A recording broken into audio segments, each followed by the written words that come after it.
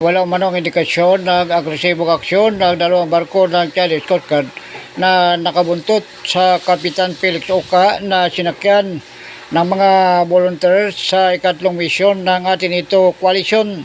Ito ang tiniyak ni Philippine Navy spokesperson for the West Philippine Sea, Rear Admiral Roy Vincent Trinidad.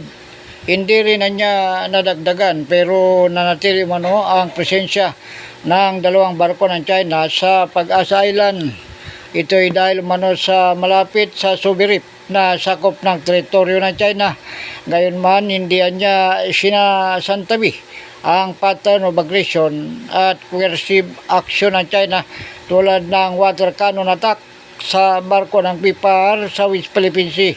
Dahil dito, maigpit ang monitoring ng Forces Wiscom sa nabanggit na civilian mission.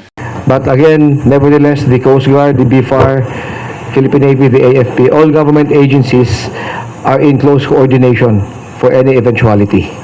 Ako si Dwayne Moreno sa Kalawit News, una ka sa balita.